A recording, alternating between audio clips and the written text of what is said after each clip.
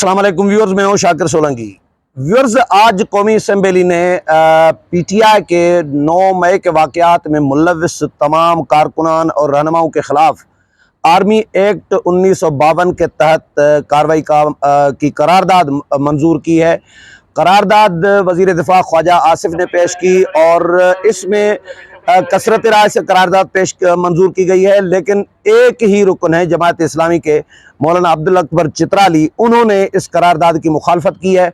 उन्होंने कहा कि जी जो मुलविस अफराद हैं 9 मई के वाक़यात में फ़ौजी तनसीबात पर हमलों में, इनके ख़िलाफ़ सिविल अदालतों में मुकदमात चलाए जाएँ और सज़ाएँ जज़ाएँ जो भी हो तो वो सिविल अदालतों में उनको लाया जाए, पेश किया जाए। फ़ौजी अदालतों में आर्मी एक्ट के तहत इनके ख़िलाफ़ मुकदमात न चलाए जाएँ।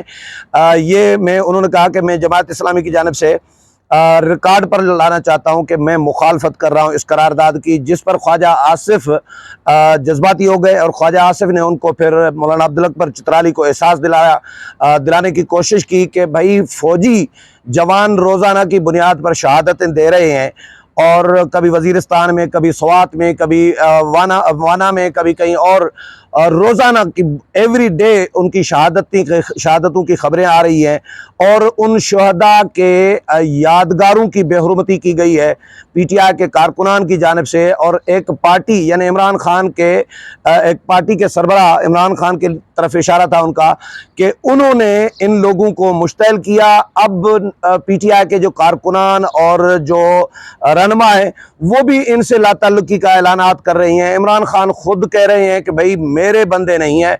जब आपके बंदे नहीं हैं तो फिर आपको तकलीफ क्यों हो रही है? इनके खिलाफ कार्रवाई पर जो भी अफराद मुलविस हैं उनके खिलाफ कार्रवाई होनी चाहिए, क्योंकि उन्होंने 9 मई को टारगेट किया है फौजी तनसीबात को और कोई सिविलियन ऐसी जगह नहीं है मासवा रेडियो पाकिस्तान के जो पेशावर में, बाकी आईएसआई के दफ्तर पर, फैसलाबाद में आईएसआई के दफ्तर पर, यहाँ रावलपिंडी में जीएचक्यू पर, लाहौर में कोर कमांडर के घर को आग लगाई गई, तोड़ फोड़ की गई, हमला किया गया। इसी तरह मुख्तलिफ जिना हाउस जलाया गया है। मतलब फौजी तनसीबात को टारगेट किया गया है, सिविलियन को कहीं भी नुकसान नहीं पहुँचाया गया। तो ये जब फौजी तनसीबात को टारगेट किया गया है तो फिर जो आर्मी एक्ट है वो भी हमारा कानून है, वो भी उसी के तहत कार्रवाई होनी चाहिए। उन्होंने फिर अमेरिका का मिसाल दी और मुख्तलिफ बरतानिया की भी मिसाल दी कि वहाँ पे जो हमले हुए थे वहाँ पे हालांकि सिविलियन मकामात पर हमले किए गए थे जो ट्रंप ने कराए थे, लेकिन कैपिटल हिल जो है अमेरिका में, लेकिन वहाँ पे भी तकरीबन कोई 1000 से ज़ायद लोगों को गिरफ्तार किया गया जिन्होंने हमला किया और उनके खिलाफ 18 साल तक उनको किनको सज़ा दी गई है। किसी को 4 साल, किसी को 10 साल, किसी को 8 साल, किसी को 15 और किसी को 18 साल तक सज़ाएं मिली है। यहाँ पे तो सिविलियन मकामात पर हमले नहीं किए गए बल्कि फ़ौजी तनसीबात को निशाना बनाया गया है। तो फ़ौजी अदालतों में इनके मुकदमात चलने चाहिए। मौलाना अब्दुल अकबर चित्राली को उन्होंने ये भी कहा कि आप कैसे भूल सकते हैं कि इन लोगों ने इन शहदा की यादगारों की बेहुरमती की है, फ़ौजी तनसीबात पर हमला किया है, वो फ़ौजी जो रोज़ाना की बुनियाद पर इस मुल्क की खातिर, हमारी खातिर कुर्बानियाँ दे रहे हैं। तो करारदाद में मौलाना अब्दुल अकबर चित्राली उसके बाद खामोश हो गए, उन्होंने मजीद तो कोई बात नहीं की। लेकिन राना तनवीर ने भी फिर मौलाना अब्दुल अकबर चित्राली को आड़े हाथों लिया, उन्होंने भी ख्वाजा आसिफ की हिमायत की और इस तरह करारदाद कसरत राय से जो है कौमी असम्बली ने मंजूर की है। करारदाद में जो मतन है करारदाद का, जो मुतालबात किए गए हैं वो मैं आपको पढ़कर सुनाता हूँ। उसके बाद ख्वाजा आसिफ के कुछ जुमले। 9 मई के हवाले से मजम्मती करारदाद थी ये, और इसमें मुतालबा ये किया गया है कि 9 मई के वाक़यात में मुलविस तमाम अफराद के ख़िलाफ़ आर्मी एक्ट 1952 के तहत कार्रवाई की जाए और मुकदमात चलाए जाएँ। ख्वाजा आसिफ ने यह करारदाद पेश की। करारदाद में कहा गया है कि जी एक जमात और उसके कायद ने 9 मई को तमाम हुदूद पार कर दी, आइन और कानून की धज्जियां बिखेरते हुए फौजी तनसीबात पर हमले किए गए। इनके हमलों से रियासती इदारों और मुल्क को नाकाबिले तलाफी नुकसान पहुंचा। आइन और कानून के तहत इनके खिलाफ कार्रवाई मुकम्मल की जाए। ملزمان کے خلاف کارروائی میں ایک دن کی بھی تاخیر نہ کی جائے۔ ان کی جماعت کے کارکنان اور رہنما بھی ان کی کارروائیوں سے لا تعلقی اختیار کر رہے ہیں۔ شرپسندوں اور مجرموں کے خلاف کارروائی کے دوران انسانی حقوق کی خلاف ورزی نہیں کی گئی۔ اچھا، شرپسندوں اور مجرموں کے خلاف کارروائی کے دوران انسانی حقوق کی خلاف ورزی نہیں کی گئی۔ دنیا میں فوجی تنصیبات پر حملہ کرنے پر کارروائی کا اختیار افواج کو حاصل ہوتا ہے۔